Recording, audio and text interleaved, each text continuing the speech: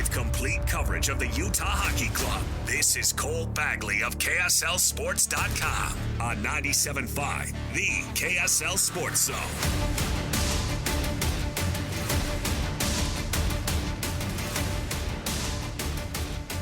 Nominate your youth sports volunteer that you know for the Hercules Hero of the Week. It's a program that we love being able to have on this show. We love honoring those youth sports volunteers in your neighborhood.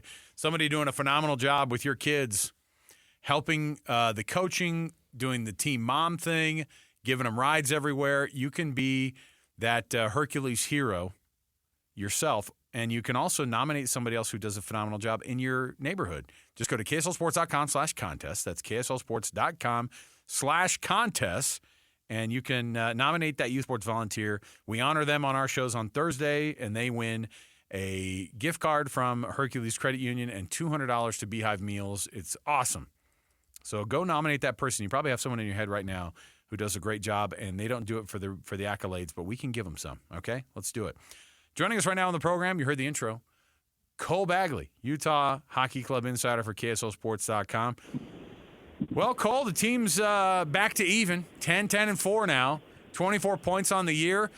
With the help, I feel like they should have gotten an extra bonus point for that 6-0 win over Las Vegas the other night. I look up, and we've got all these college football games we're following, and it's 6-0 with 10 minutes left in the second period. I don't know if that's the best performance this team has had, or where do you think in this short tenure of this franchise where that win over Vegas, down in Vegas, stands? Yeah, I would put it right up there as one of the best, if not the best. You score 6 goals. You don't allow any, and shutouts are very difficult to come by in the NHL. The power play was good. The penalty kill was good. I mean, it really was a complete game. They didn't fall apart in the second period, which they've had an issue with as of late. So, yeah, it was easily the most complete game. They did have a little bit of luck, pucks bouncing their way. But still, 6 goals. Nick Schmaltz gets his first and second. Carcone gets his first. Keller gets his first on October 30th. It was a really good game, a lot of fun to watch. The offense has been different this past week. What changed? What's allowed them to get more goals in these last few games than they were when they went through that dry spell? Yeah, I had a really good conversation with Mikhail Sergachev last week, just asking him, how have things been going lately? Why the sudden outburst of goals? And his answer was pretty phenomenal. He said, the skill is always there, and the skill will eventually take over.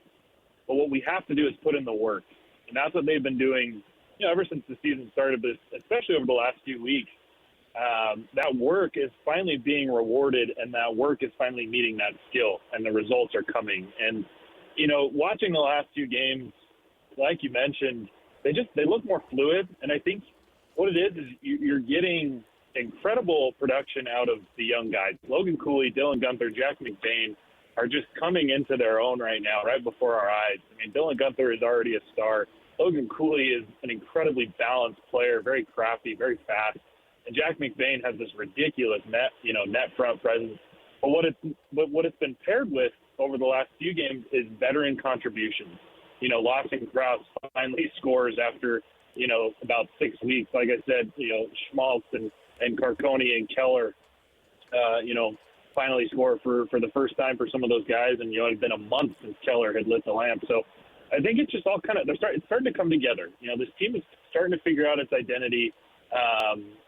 And they're a good hockey team. They have a lot of talent. They have some very good players. It's crazy how depleted the defense, is. Not just Dursey and Marino, but Lamoureux's out now for, maybe 4 to 6 weeks. But they just continue to answer the call. And you're getting as well between Pamelka and Stauber. So everybody's kind of, lifted their efforts. And the hard work is finally meeting the talent, and rewards have been obvious. So one of the things that's happened with this team too is they'll have results like although I think that was their first shutout as a Utah hockey club, right? And so, and of course they do it with what would be, I guess, on paper the third goalie, for this team. So, but they've done this before where they have these amazing performances maybe on a one-off night. How do they maintain some success there and not just string together like one night, but maybe throw together a win streak of 3 or 4 games? Yeah, it's finding consistency, right?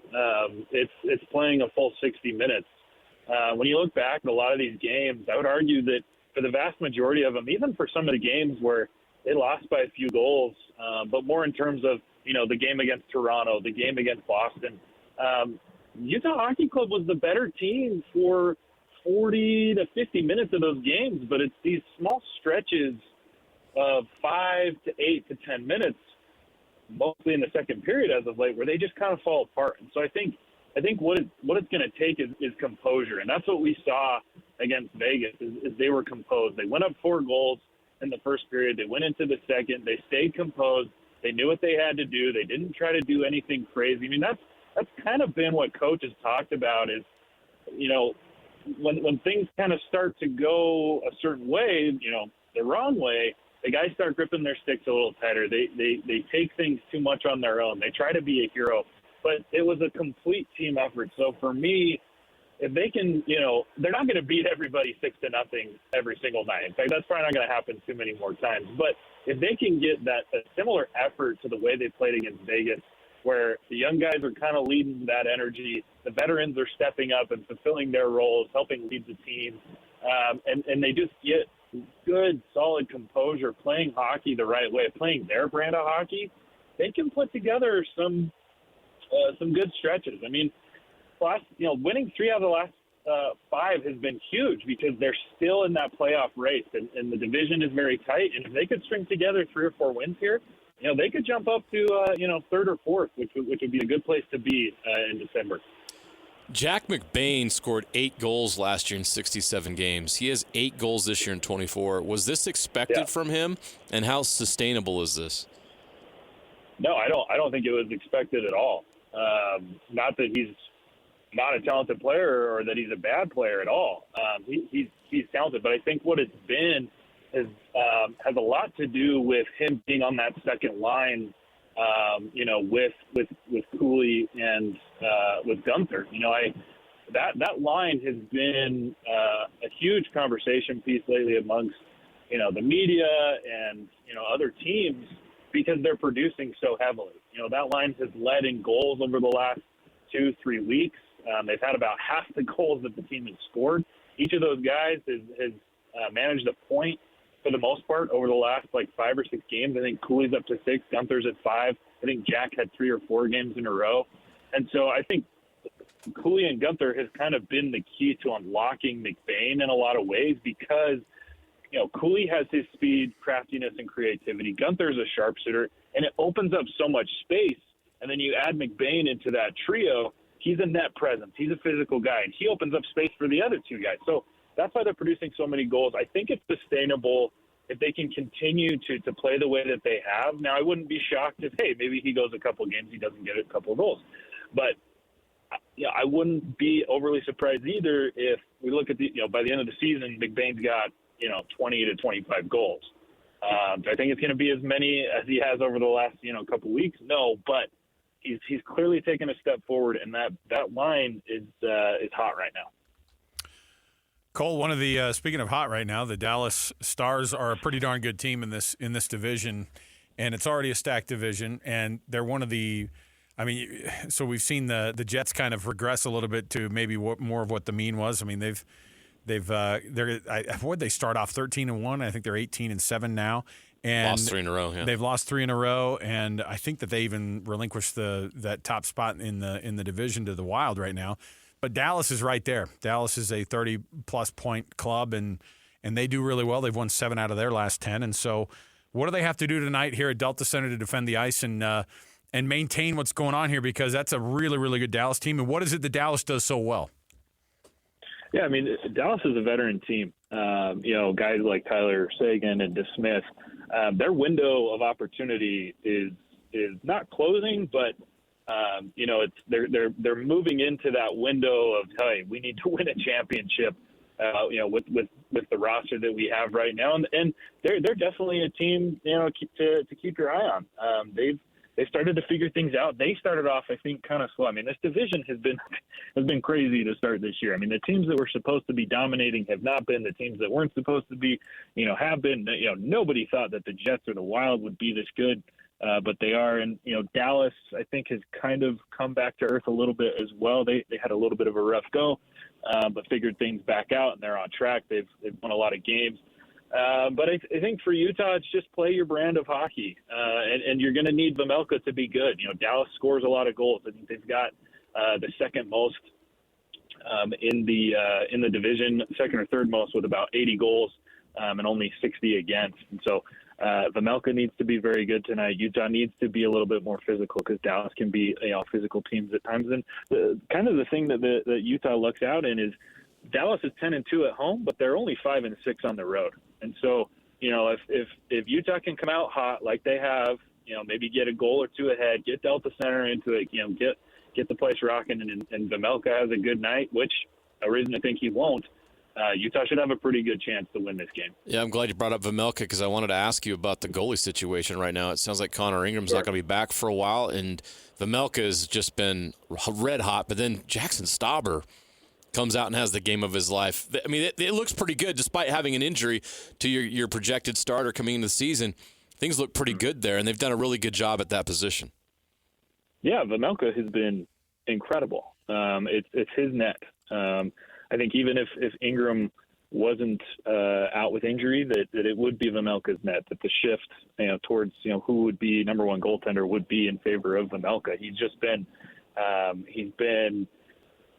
it's almost like he has a sixth sense of where the puck's going before someone takes the shot. He's had a remarkable stick to break up a lot of passes in the crease. He's been very, very quick to react. His reflexes are pristine. So, and then Stauber. I mean, this is a guy that only played 6 NHL games before the other night against Vegas. He hasn't played, I believe, for 2 years in the NHL.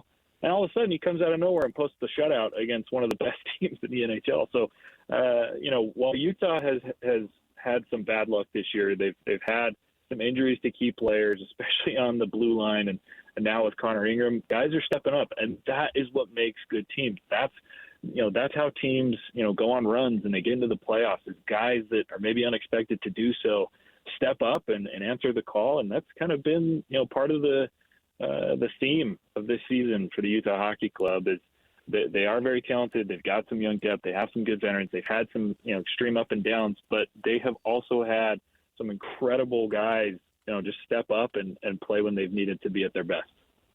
Utah Hockey Club and the Dallas Stars tonight over at Delta Center. It's going to be a fun one, and you're going to get the puck drop at 7, but of course you'll get your Utah Hockey Club pregame show. I think it's just hockey night in Utah, man. That's the show you got to listen to now. That's what you do. That's what I do on the way home. I've become a Utah Hockey Club pregame listener because you know what? We got to all learn a little bit more about this hockey team, and it's really fun.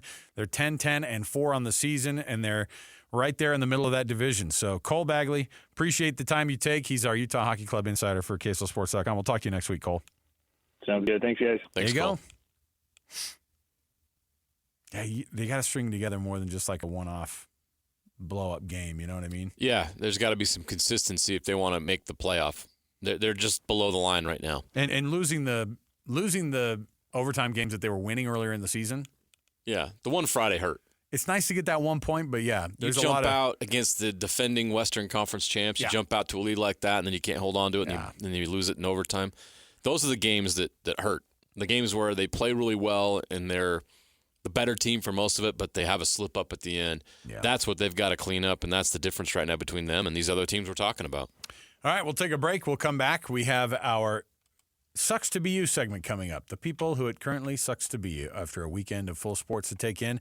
Stay here, 97.5 the KSL Sports Zone.